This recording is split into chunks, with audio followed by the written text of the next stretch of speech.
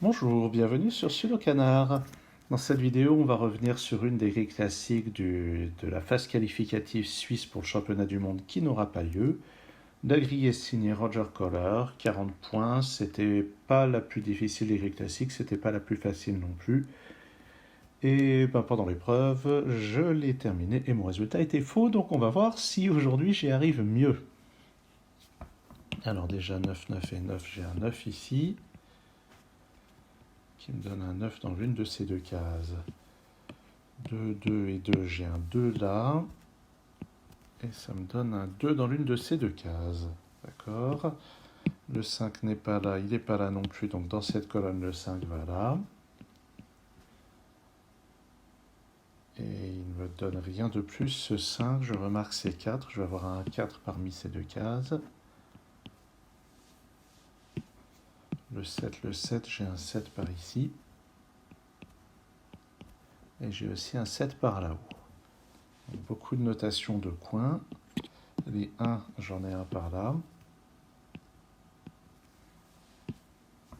Et puis le 6 qui n'est pas là est par ici. Le 5 qui n'est pas là est par ici. Et le 5 qui est par ici, ce 5 et ce 5 me donnent un 5 ici. Et je vais pouvoir noter... Ah oui, tiens, 5, 5, j'ai un 5 par ici aussi. Et ces 5 ici me donnent un 5 là. 7, 7, 7, j'ai un 7 ici. Est-ce que j'ai autre chose avec les 7 ? Non, ça c'est déjà noté. Où est-ce que je regarde maintenant ? 8. J'ai un 8 ici ou là.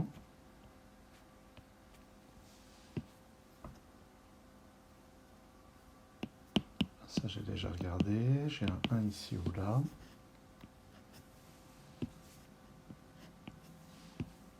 2, 2, 2, j'ai un 2 ici. J'ai un 2 par là. Et puis, d'accord, pour les deux, il me reste à distinguer entre ça et ça. 4, 4, j'ai un 4 ici. Et ça me donne un 4 ici qui va pousser le 8 ici et le 9 là. C'est à ça que servent les notations de points. C'est dès qu'on écrit quelque chose sur une des positions, on peut en déduire que le chiffre est dans l'autre position. Ici c'est 1 et 3 et ça me donne un 6.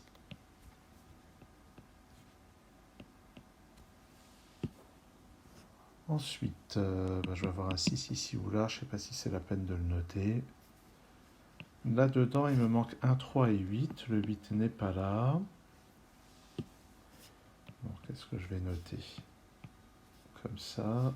Donc, 1 ou 3 ici. Et le chiffre qui est là n'est pas là, donc il est là. C'est 1 ou 3. Sur cette ligne, j'allais dire il me faut un 9, mais non, je l'ai déjà. Sur cette ligne, eh bien, je ne sais pas ce que je peux voir ici. En plus de 1 et 3, il me faut un 9 quelque part. Il va être ici ou là. 1, 2, ça ne peut être que 3 ou 9. Juste en dessous, c'est forcément 2 ou 9. 1, 2 ou 3 ici. Sur cette ligne, le 6 ne peut être que là. Et maintenant, avec ce 6 et ce 6, j'ai un 6 ici ou là, ce qui me donne une paire 5 et 6 dans cette ligne. Et dans ce bloc. Donc dans le bloc, il me faut encore 1, 3, 7 et 8. 7, 3, donc ça c'est 1 ou 8. Ça me donne une paire 1 et 8 ici. Ça c'est un 4 et un 6. Et d'après ce 6, j'ai le 6 à gauche, le 4 à droite. 7, 8, 9 dans ces cases.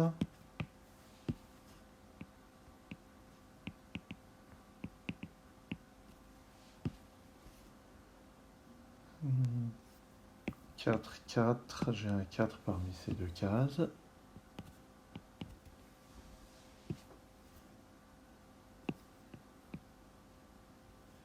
Un, 2, 3, 8 sur cette ligne. Avec les chiffres qui sont là, j'ai des limitations.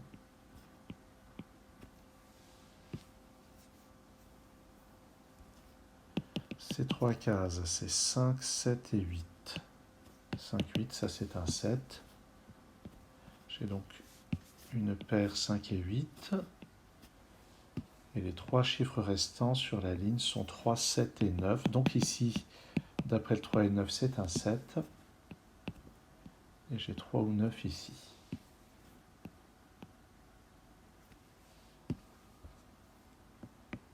Deux, 4 et 9 sur cette ligne. D'après le 9, ça c'est 2 ou 4. Et 4 ou 9 ici.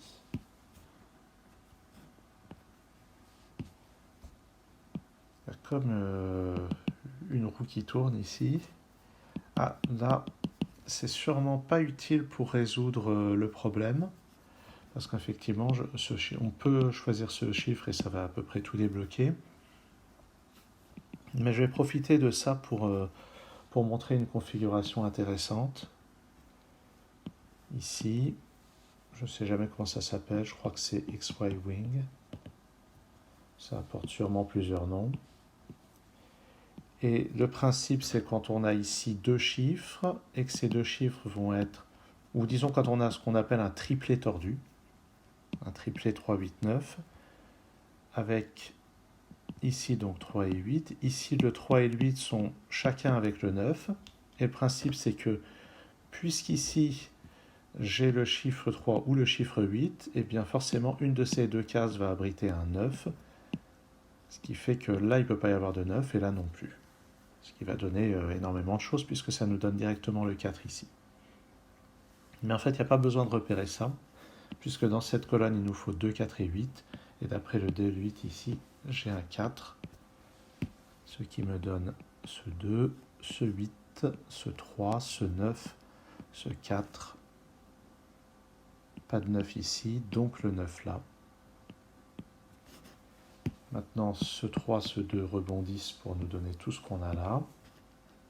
Ça c'est un 1, ça c'est un 2. Là j'ai ce 9, ce 3. Le 1 là-haut.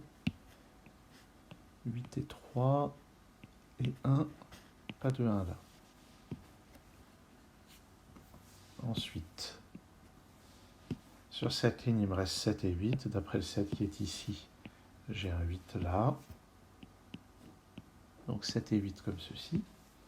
En bas ici, 1 et 3. Donc là, j'ai une paire 1 et 3. Et ça, c'est un 8. Je récupère ce 5 aussi. Ces deux chiffres doivent être 3 et 7. J'ai ce qu'il faut pour lever l'ambiguïté. Sur cette ligne, 1, 3 et 6. 1 et 3 ici. Donc ça, c'est un 6.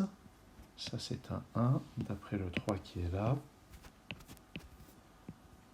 Donc ça lève presque toutes les dernières ambiguïtés. Ça, c'est un 5, ça, c'est un 8. Ici, j'ai un 6, ici, un 5. Et on conclut avec un 8 ici, un 3 là, et un 4 là. Voilà, qui termine donc la résolution de ce sudoku classique. Alors normalement, le temps idéal de résolution, c'est 4 minutes. Là, j'ai quand même pas mal dépassé. Bon, c'est vrai que j'ai fait mon petit hors-série pour parler de ce triplet là, de ce triplet tordu, je ne sais plus où il était. Mais bon, sympathique. Merci d'avoir suivi cette vidéo. À très bientôt sur Sudocanard.